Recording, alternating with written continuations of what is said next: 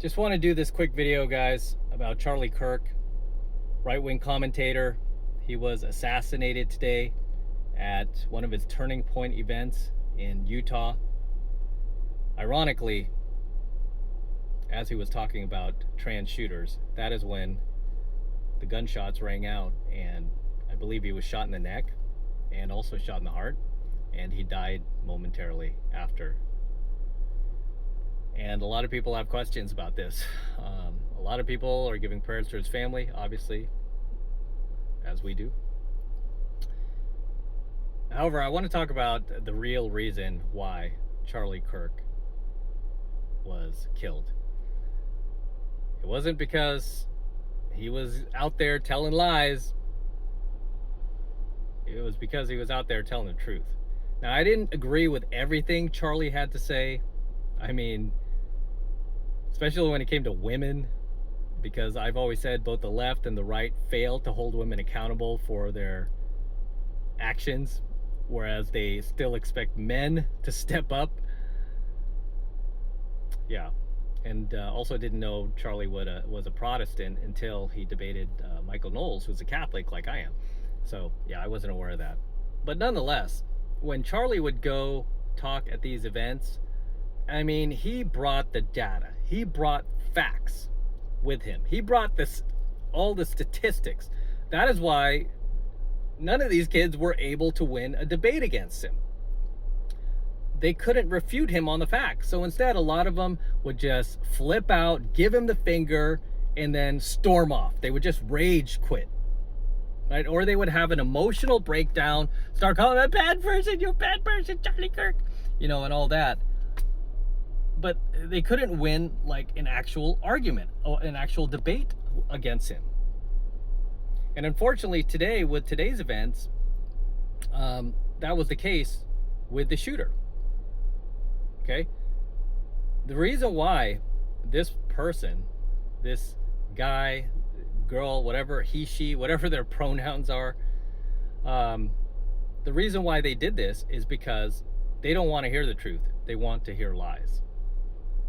Okay? And when you got somebody out there telling the truth like that, it's going to ruffle a lot of feathers. Because I think most people, we've created a culture where most people want to live in a lie.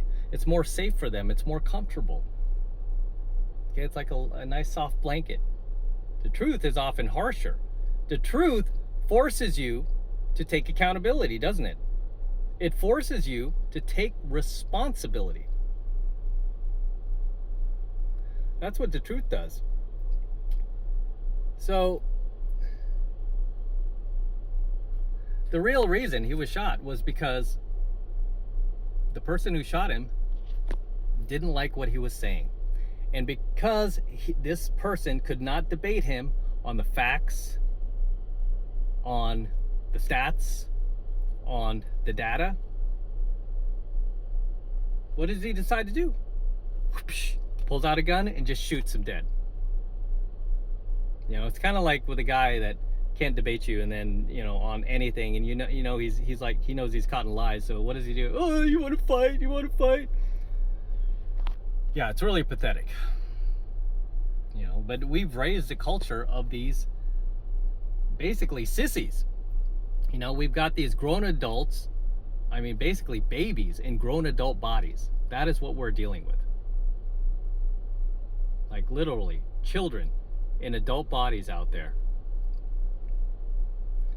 And so you have to ask yourself, like, why do these people get shot at? I mean, it just happened to Trump, right? Last summer. You had like what, 2 or 3 assassination attempts on Trump. Why? Okay, because he's out there saying what he believes. He's out there talking about things that need to be fixed that were, for the most part, true. Right? And because he's out there telling the truth, people don't like that. So they tried to assassinate him, but they weren't successful. Just like Charlie Kirk today. Tried to assassinate him. And they did. For what? For telling the truth. And they haven't caught the shooter yet as of this video. At some point they will, and we'll find out who did it. But this just brings me to my next point, is because these guys not only tell the truth, but I mean, the thing you have to understand about Charlie Kirk is he helped Trump get elected. I don't know if you knew that. He helped Trump get, I mean, his organization, Turning Point, helped Trump get into the White House and got him elected. So obviously the next president in line would have been JD Vance, right? And Turning Point was on par to get him elected next after Trump. So this is a gigantic threat to, guess who? Globalists. Globalists out there that are, losing the culture war because people are rebelling against mass immigration, violent crime, all of this wokeness, all of this LGBTQ stuff being shoved down everyone's throats, all of which are psyops, by the way. All the trans stuff, all of these are complete psyops. I mean, you've got to be blind out of your mind to not see this as a psyop, right? The trans stuff being pushed on society everywhere. I mean, because like 10 seconds ago, nobody cared about this stuff. All of a sudden, like, especially these college kids, because they're still kind of stupid. They can't think for themselves. They just buy into whatever they're being fed. So most of the people who are like going up and debating Charlie Kirk were constantly bringing up trans. It's like, this doesn't even have anything to do with the debate. He could be talking about capitalism, the economy, and some people be like, but what about the trans community? And it's usually somebody who isn't even trans advocating for it. It's like the people who would advocate for the LGBTQ stuff and go debate Charlie Kirk. It's like, are you even LGBT? Are you a lesbian or anything? No. You don't even have a dog in this fight. But in my red pill mind, I see these all as psyops because I've been around long enough, I'm old enough to see how much society has changed. The more this stuff is forced on us, right? And these things have definitely been forced on us, right? LGBTQ, homosexuality, the trans stuff, the mass immigration, it's definitely been forced on us. It was nothing that we asked for, right? Things were great, and then all of a sudden they started like plugging these things into society, and you have to ask yourselves, I mean, it's like, where did all this stuff come from? Nobody even cared about this a minute ago. Psyops.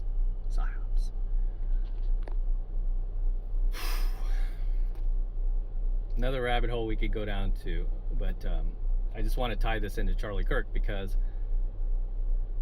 a lot of these kids are just complete NPCs, right? They don't realize that they've been, misled. They've been brainwashed. And not only that, like making the entire like population of young people just completely, I mean, and adults for that matter too, just completely advocating for people to be more emotional and in touch with your emotions. And yeah, it's okay to cry. It's okay to cry. You're a man. You should be able to cry. Make you more emotional. I've told you guys, I don't cry, man. Outside of cash, I haven't cried in 15 years, 17 years, something like that. I don't, right? I'm happy. I'm a happy guy. I am blessed. Even when I didn't have money, I was feeling blessed. I was like, man, healthy, blessed. Yeah, nothing can really make me cry outside of losing a family member or pet. So, yeah, that in itself is a psyop, is making people more emotional. And who uses your emotions to control you? Guess who? Beelzebub, Satan, the devil. Right? He will always get to you through your emotions. So not through your logical thinking mind, not through common sense, not through reason. He will come to you through your emotions and get you riled up and get you to do things that you will usually regret later. Sometimes not. I mean, the left has gone completely off the rails, in my opinion. Not only with all the trans stuff, the LGBTQ stuff, and shoving all that stuff down our throats constantly in movies, television, advertising. It's like they're constantly shoving this malarkey down our throats. It's like we can't even escape it. Sports, sports. You guys ask me like, yeah, you go to any more Cowboys games? I'm like, nope, I ain't going to another NFL game ever. Nope. Not with all that, wokeism there and like lecturing to me in the end zone with those messages. And like, I don't need to be told not to be racist. I don't need your lecture. Screw you. So I've been going to Dodger games, like baseball games still. I don't see that in the outfield, right? It's still enjoyable. Nonetheless, the Matrix, which are, in my opinion, are also globalists. They're also the deep state. They're all the same. They're all the same to me. They inject this stuff into society to cause disruption, to cause chaos, to cause anarchy, to cause unrest, to make sure there's no peace. They pretty much not only inject it into society, they force it on us. Okay, because if any of these things were actually good for us and we wanted it, you wouldn't have to force it on us. We would just go, yeah, give me more of that trans stuff. Give me more of that LGBTQ stuff. Yeah, give me more of this mass migration, son. More violent crime. Bring it here. No, they have to shove it down our throats. Just like they did during the Roni and the, right? They were forcing that on us. They were like, oh, better get it or you can't travel. Oh, better get it or you can't go to work. Oh, better get it or you can't, what else can you do without that thing? Yeah, you can't move around without that vaccine. And then they were, you even had this politician, who was it, de Blasio? This was the most disgusting thing I've ever seen, where he was on television eating the hamburger and the french fries. This thing went viral. He's like, you telling me if I get this, with this quick shot, I could get this hamburger and it was disgusting, right? It was just gross. And I'm like, okay, now they're trying to bribe you into getting it with a freaking hamburger and french fries. You want me to put my life at risk and take this experimental drug? Yeah, and this is why whenever you saw those videos too, anybody who had anything, even doctors had their channels banned during that time. Like doctors who would be like, hey, before you take this vaccine, you should just know that, this ingredient's in there, you might have this side effects, and this drug has not been tested. They would get that vaccine, what do you call that? That little Wikipedia vaccine label at the top, the little Wikipedia fact check, like as if you could trust Wikipedia. Little fact checked up there to make sure like you get brainwashed into believing, okay, because we put this Wikipedia fact check below this video, where the government's telling you the truth. And they do the same thing with the climate change. They always, anybody who has anything like brings facts against climate change, they put that little label, a little Wikipedia there, like, oh, where's the government telling you, yeah, climate change is real. Give up more of your freedom and pay more taxes. We need your money to fight climate change. #1 threat to democracy besides Trump. And same thing with that moon landing nonsense. I can't even believe people still believe that. I have a friend of mine, good friend of mine, 98. I call him 98% red pill. And I'm like, you got to earn the 2%, dude. As soon as you wake up to that moon landing thing, I'll give you the 100%. I'm like, as long as you believe that. I'm sorry, man. I feel like selling you some beachfront property in Mexico. So, yeah, I mean, that's just hilarious to me how people could be like super red pill and like, oh yeah, everything the government does is like lie to us and this, that. It's like, but except for that moon landing, it's real. Yeah, sure. Anyway. Yeah, if these things were all good ideas, these psyops were good ideas, they wouldn't have to force it down our throats constantly. We'd just be like, yeah, but no, we don't, because that's exactly what they are. They're psyops. And the first people to buy into that is always the left, always the liberals, because the Matrix, the globalists, the deep state, they know the first people they need to get to are not the rational people who can think and use their brains. No, it's the people who are controlled by their emotions, because they know Satan controls you by your emotions. They're like, oh, we can control them by their emotions too. Let's get them riled up. Let's start a movement for trans and gays and mass immigrants, and let's start a movement. Let's paint the right as evil. Anyone who disagrees is evil. Anyone who disagrees is racist. Anyone who disagrees is a bad person, is a homophobe, is a misogynist. Oh, sound funny? Feminism, complete psyop. You tell me feminism wasn't a psyop? Look at what it's done to society. Same thing. And anybody who goes out and speaks against these psyops, these globalist, deep state, matrix powered ideologies, is a threat and must be taken down. Okay, depending on whatever level you're at. I'm just dating coach. I'm just pickup artist. But I've had so many videos flagged, so many people attack me. I mean, I have had death threats. You know, at the height of my popularity at one point, I mean, I've had death threats. You know, which is often why I make sure I keep protection, and yeah, you want to go there. Which brings me to another point. You know, with Charlie's event, is where was the security? What was this? How did this guy get in the building with, you know, a gun, with a rifle, whatever he was using? Because I would think, if I'm Charlie Kirk, man, I want to make sure anybody who gets in is patted down. Anybody, you know, they go through the metal detector. I just went to a Dodgers game the other day. You have to go through a metal detector, right? I mean, of course, it's just a baseball game, but this is Charlie Kirk.